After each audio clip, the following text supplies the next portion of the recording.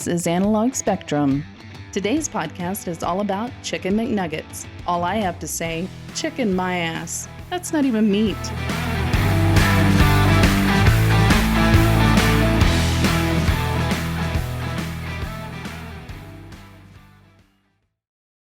think we're recording. Awesome. All right, got my stuff all set. Check 1, 2, check. Testes. 1, 2, 3. Checks in the mail. Check on your mama. Check. All right. All right, here we go. We're here. Hello. We're going to roll. Ready? We're here. We're rolling. Right. Roll. Okay. Hello, this is Analog Spectrum. Good morning, afternoon, evening. I don't know what day, whatever you are. Hey, so right out of the gate. Whatever day part it happens to be for you, good when you're day watching part. This, yeah. That's whatever day. Whatever. Maybe you're the one drinking this time, man. Holy cow. Hey. Yeah, never mind. What are we drinking? What are we drinking? This is the Dr. Pepper. Hey, it's Texas, man. You got it. That's right. So, all right. So, a couple things before we get started. This, you know what this is? No joke, man. This? You're not going to believe this. This is our 50th episode. 50? Yes. We've done 50 episodes. It doesn't feel like any more than 200 right now. I mean, like. But can you believe that? Can you believe 50? It? That's a lot. Yeah, that's a lot. It is a lot, man. Holy cow, man. We've done 50. And we probably, during all 50 episodes, we've probably made about 4 points in the whole time. Yeah, so, exactly. Well, that's the point of all this anyway. Well, one of the 4 points. Yeah. So anyway, also, real quick, I've enjoyed putting the content on YouTube, and actually, we seem to get more viewers on YouTube. Okay. But one thing about the YouTube videos is like 1 hour is just way too long. Okay, so let's be honest, having a 1 hour video on YouTube, everybody tells me keep YouTube videos around 20, maybe a little longer than 20. So that's what we're going to do. We're going to start making videos that are a little bit shorter and probably, like I said, 15, 20-minute videos, same content for the most part, but just not our typical long podcast. But what does this really mean for the audio podcast? Because what I've been doing is for the last, 7 or so video ones I've done, I've just converted them over to audio. I'll continue to do that, but I'll probably take the shorter videos, the 20-minute videos, and put 2, maybe 3 of those together. So the audio ones probably won't get uploaded quite as often, but I plan on continuing to use the audio. But we do get more listeners and more people watching this on YouTube. So, and I do like to do it, so there you go. Want to see our beautiful faces. Yeah. Yeah, that is 100% what it is. So YouTube videos, YouTube podcasts, YouTube videos once a week, probably the podcast, just audio podcast, probably about twice a month. And there we go. So, so just want everybody to know that. And we'll probably continue with a similar content. Yep. All right. Yeah, I think so. Yep. All right. So, what we're going to talk about tonight, we did movies. Yeah, we did movies again now. And I will tell you only because this is a movie I think both of us have seen, and we're probably I had not seen this. I had not. I was doing a different podcast, and somebody had mentioned it, and the name caught my attention. I'm like, wait, what? And then he told me who was in it, and I'm like, oh, I'm going to watch that, man. Let's tell everybody what movie it is. Yeah. So I'm not kidding you, Tony. When I tell you, I mean, Andrew and I talk about this all the time, but when I tell you that I am like out of the loop in terms of like stuff that's happening, I really am. I don't pay attention to new movies that come out or new music that comes out. I'm just like, I'm in my own little bubble. So I never even heard of this film, and you've obviously had already seen it. So. Yeah, but it wasn't a big movie. It wasn't. No, it didn't seem that way. No. So the movie is the man who killed Hitler and then Bigfoot. That's the movie. Yeah. And it was a movie that came out in 2018.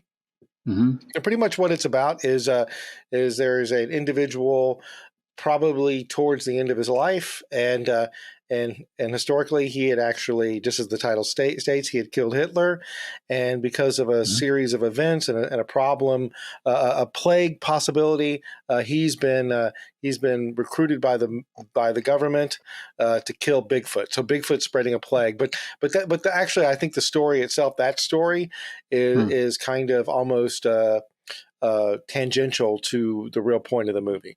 And it's starring Sam. I got to look up tangential. What the hell does that mean? It doesn't really. It runs it runs kind of away from the movie itself. Even though it has a plot, it's really just a character I don't know study. that's a big word, Tony. You got to be careful Sorry. talking to me. You know what I'm saying? Like 2 syllables, okay. You go beyond that, it's Oh my gosh. good. Yeah, I know. I know you've dropped tangential during Scrabble before. I know you have. Okay. Have not. So, couldn't spell trend. Okay, we're gonna stop there. Transgentle. So Yes. yeah. So all right. So starring Sam Eliott. Yeah, that's the reason I watched it. Oh God, he's one of those guys that even if you're not gay, I'm kind of like got a little Sam Eliott crush. I got a little Sam Eliott crush, man. He's like, one thing I noticed about Sam Eliott, and we're going to get into this movie here in a second, is he is actually locked down playing the old grizzly guy for about 40 years since Roadhouse, right? Yeah. He is the stereotype of the old grizzly, could be motorcycle gang guy, retired, but in this case, soldier, whatever. Yeah. Even though he's old, he's still wise beyond his years. His voice is amazing. There's just a lot of power in his words. He should have been Darth Vader. Southern Darth Vader. No, he should have been. Luke, I am your father. So, and I'm about to kick your ass. Yeah. So you need to tell me where them damn Death Star plans are. I ain't gonna mess with you no more, boy. So we're onto something. We're Lego. So. We can do a Lego movie. We could put a little stash on the Lego guy. Big white stash. So, well, in this movie, also, as we keep on going here, in this movie, also, there was a young Sam Eliott played by Adian Turner. Adian Turner. I don't know who that is. Yeah. He did great. I thought he was fine. Yeah, he did a great job. Yeah, a bunch of other actors. The only one I was really familiar with was Ron Livingston, who was the guy that played in Office Space as the main character in Office Space. That was his brother, right? No. That was the Flagpen. The guy. His brother was. Give me a second here. I'll look it up. All right. It's not that important. I just think the dude was weird. Like as an actor, I don't know, just that character. Yes, strange. It's weird. Strange. I'm not seeing his file. I'm looking at the list on Wikipedia only because I can look at it a lot easier. But his brother, gosh, shoot! I'm actually going to look real quick now that you've asked me. Now I'm very. All right. Well, you're looking at. But anyway, so tell me what you thought of it. Yeah, I'm gonna give you my thoughts because it's I was new to this film. So of course the title intrigued me. Sam Eliott, I'm in, right? But I looked at my watch, and it was 45 minutes into the movie before they got to Hitler. Mm-hmm. So slow. That's my summary of this film, right? Very little happens. And when you got a title like The Guy Who Killed Hitler and Bigfoot, I mean, like, some shit should happen, right? But it was really, like you said, it was transgentle, whatever the word is. I don't want to drop F-bombs and get us kicked off YouTube already. It runs kind of, it does not quite run parallel. His story and the actual plot. So I thought the Hitler and Bigfoot part of this was really, it was surface level stuff. And the movie was really about, his reflection upon the value of his life and the value of life in general, and love lost and things like that. So it explored some deep human conditions, and that part of it I did find to be interesting. But man, it was just too loose. It was lost. None of the points in there were really strong. You know what I mean? And it was just like, even his girlfriend, the whole tie in the shoe thing. And the one part that I was going to ask you if you picked up on was the rock in his shoe. Yeah. Yeah. Like, what was that symbolic of? I don't know. Maybe he was always kind of carrying some sort of burden or something like that, though. And it wasn't until the very end. Yeah, that's kind of what I thought. Like something's been bugging him forever. But then after he kills Bigfoot, the rock falls out of his shoe and like, oh, there you are. And I'm like, so what, did he accept the fact that he was a Hitler Bigfoot killer? So again, none of it was really tidy in that way in terms of, like storytelling. So a lot of it was left up to the viewer's interpretation, which, that's, I I appreciate that, because a lot of times I complain that they, movie makers talk down to the audience and they tell you every single little thing, and it becomes boring. So this one kind of had the opposite problem. They didn't quite tell you enough, I thought, anyway. But of course, Sam Eliott, he was awesome. His dog was great. His brother was weird. That was Larry Miller. That actor's name is Larry Miller, by the way. So. And he's been in other stuff. He was okay. Yeah. But yeah, I thought there was a couple of scenes in there that I thought were really good. He took his uniform out and laid it on the bed and stuff, and then put it back away. And, that I don't know. The world saw him as a hero and a dude that had all this shit together, and he was very insecure in a lot of parts of his life. So, yeah. It's man. I was really wondering how this conversation would go. I was kind of spoiling for a little bit of a debate, but damn, man, we are like so on the same page with this. You don't even know, man. I remember when I first watched it, and I remember kind of exactly what you just said, in that, when you have a fantastical title like The Guy Who Killed Hitler and then Bigfoot, you really are kind of fireworks, man. Yeah, you're expecting some action.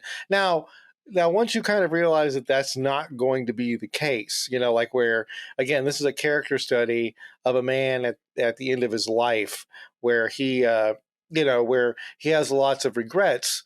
Okay, you're kind of like, all right. Well, let me just forget all this. And I thought like there was all these kind of messages in there, and like you were saying, Sam Eliott just. It doesn't matter what you throw at him; he's going to knock that out of the park, right? Yeah, it was good. Yeah. So there's a scene where he's talking to the FBI agent, and he's like, "Were you, they're kind of talking about the fact," and he's like, "Yes, I was the guy who killed Hitler."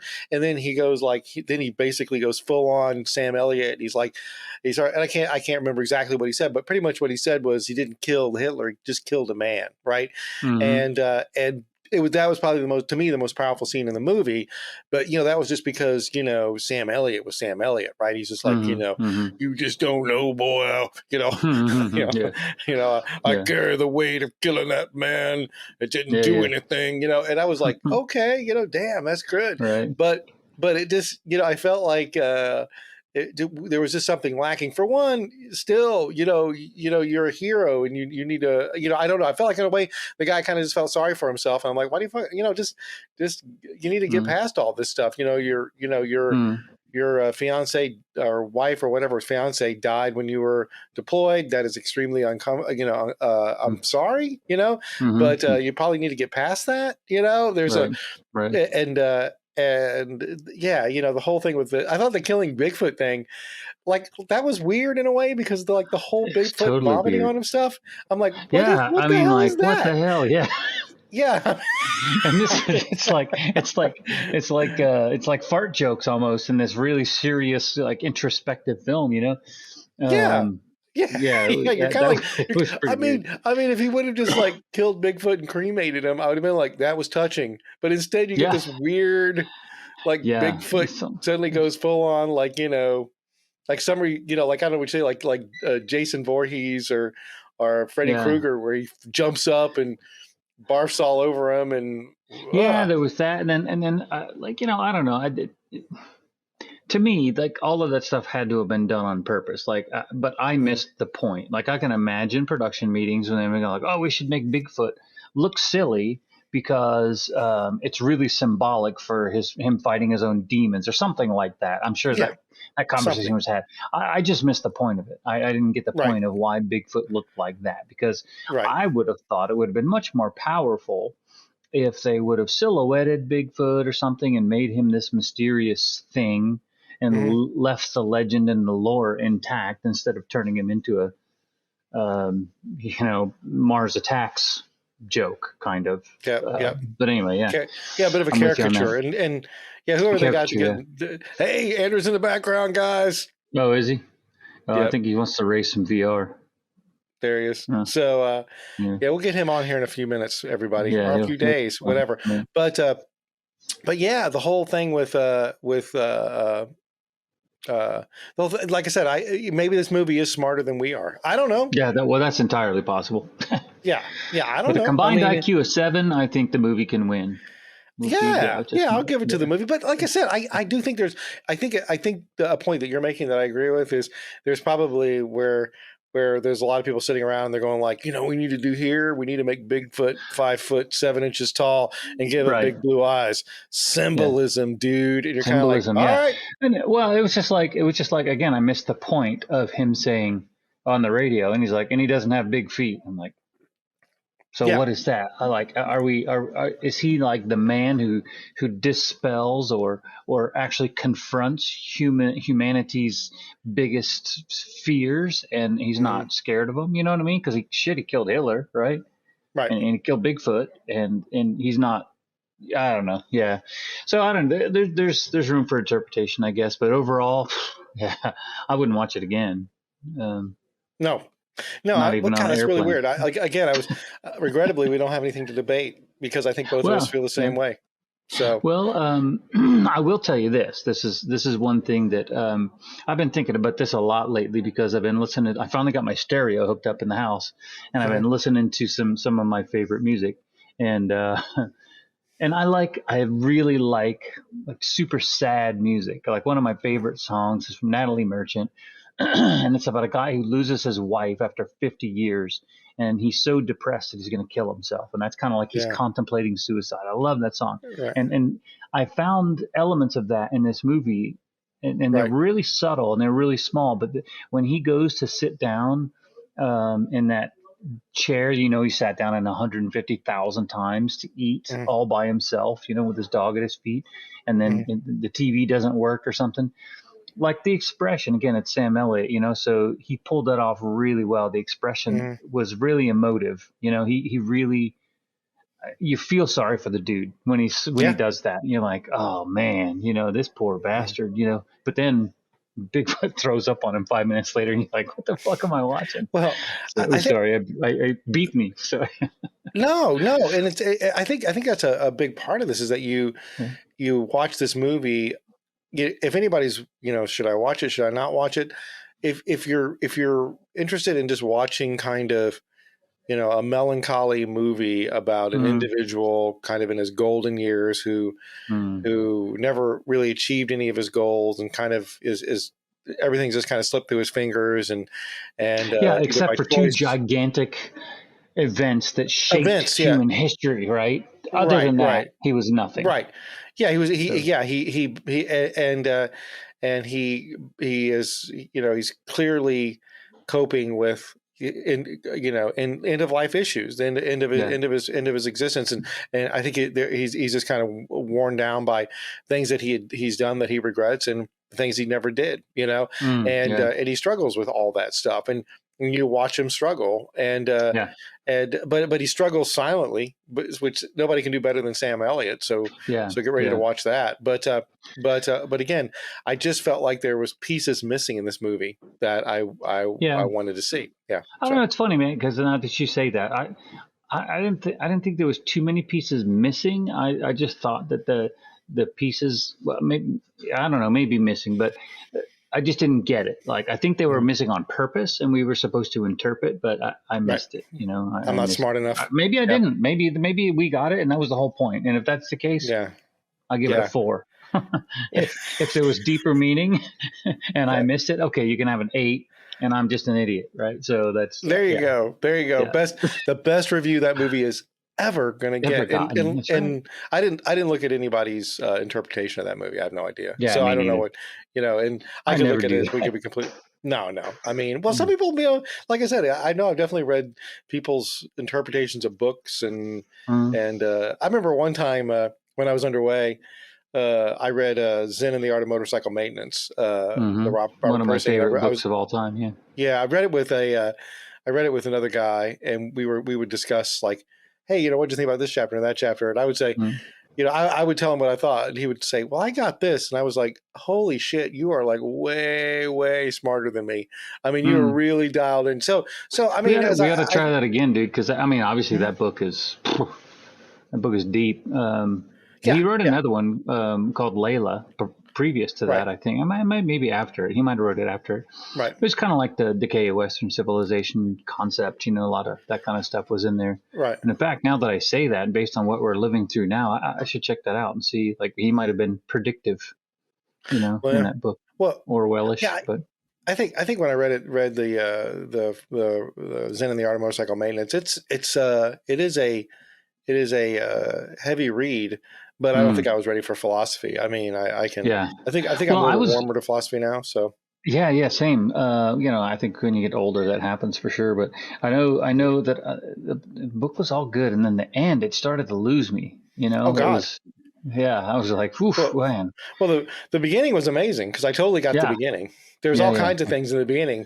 Like one of the things he talks about that I love, and I still use it to this day, is how and not to drill down because it's like 3 chapters, but he basically points out the fact that certain individuals in general, you, me, anybody, we have certain skills and abilities that other people just don't share, and if we have those abilities, we kind of need to respect and respect the fact that we have them. He uses the example of his friends who buy like an extremely expensive and low maintenance motorcycle because they can't do maintenance.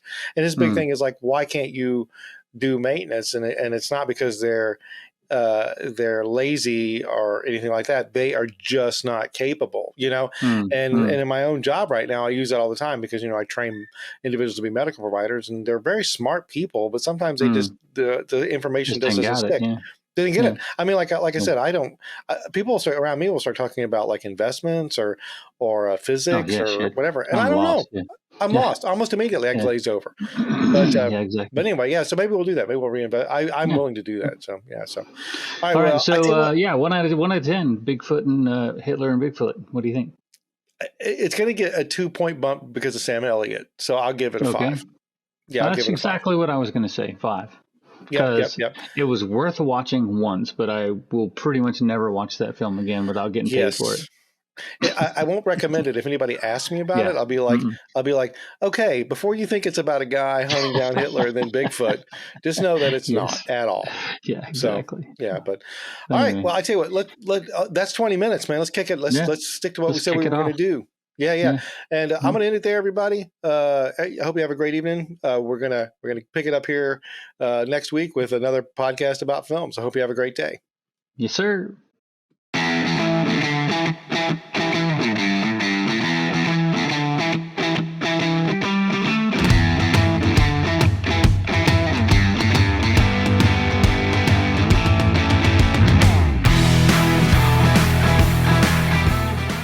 Another podcast, another outro. I don't want to take up too much of your time, so let's keep this one short. Like, share, subscribe, maybe ring a bell. I don't know what that'll do for you, but hey, sounds awesome. Go to our webpage, check out some old podcasts we've done. They're all really good. I'm sure you'll like every one of them. Follow us on Twitter, follow us on Facebook. Send me an email, send me a note. Send me a show idea. Maybe you want to join us on one of these podcasts. That's always an option. Finally, thank you very much for joining us. It's been an awesome trip, and we'll see you again next time.